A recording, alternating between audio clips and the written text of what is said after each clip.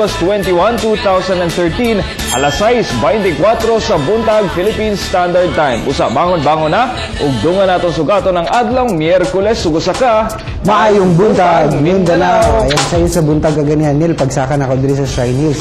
Dagan kayo tag natagbuan nga mga nagjogging abi na ko knife fun run dili di ay na di ay special non-working holiday di ay karon mga kapamilya kay karong adlaw ang Ninoy Aquino Day din ato gihinumdum ang kamatayon ni former Senator Benigno Aquino Jr. kinsa gipusil niya adtong August 21 tuig 1983. Okay, ug syempre si Ninoy no ang amahan sa tong kasamtangang presidente na si President Benigno Aquino III busa karong adlaw gideklara sab isip special non-working day ug ang Department of Labor and Employment nagpagawas og advisory. Una, kung ang empleyado wala nagtrabaho karon, applicable ang no work no pay principle. Ug kung nagtrabaho sa special non-working holiday, kinahanglang bayaran sila sa kumpanya og additional compensation o 30% sa iyang daily rate on the first 8 hours of work. O kung rest day sa empleyado pero nagtrabaho gyapon siya to sa special non-working day, dapat bayaran siya og additional 50% aside sa iyang daily rate. Para kana sa mga kugihan nato mga kapamilya nga bisan holiday gani nagtrabaho gyapon.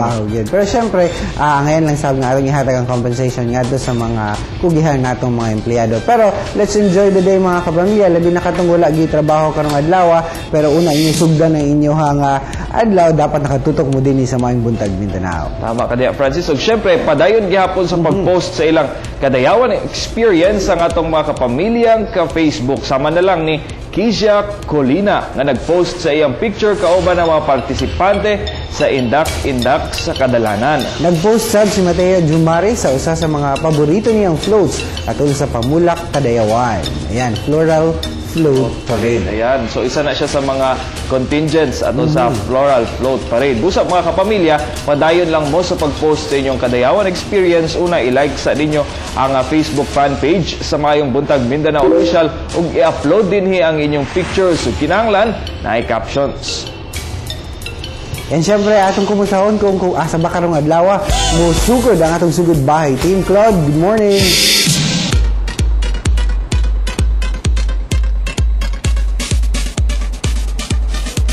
Rise and shine mga kapamilya, din ninapunta sa panakan mga hatag og papremyo sa atong mga kapamilya. Busa mga kapamilya natong din mga kapuyo din sa panakan, andam-andam na mo kay basig ka muna ng bisitaon sa Sugod Bahay Team.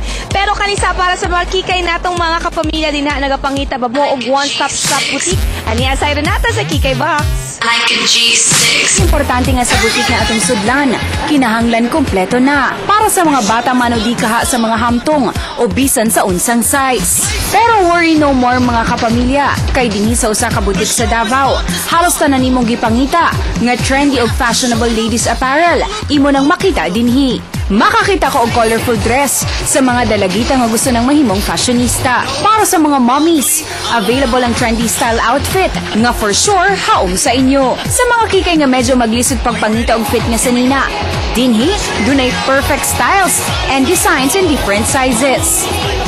Para po sa mga medyo edara na, pero young at heart o fashionista gihapon, dunay fashionable dresses nga suwak sa inyong taste. Ug syempre, dili ba ka maengganyo kung mismong si Angel Aquino ang endorser sa boutique. So you'll see a lot of mga fashion forward pieces now in their collection, and a lot of these pieces, kahit fashion forward sila, they're very affordable. Hinumduman ng mga kapamilya nga to be fashionable, walay ginapili nga size ug edad, as long as maayo lang ang imong pagdala sa imong gisuot nga outfit. Las Vegas to play. Maayong buntag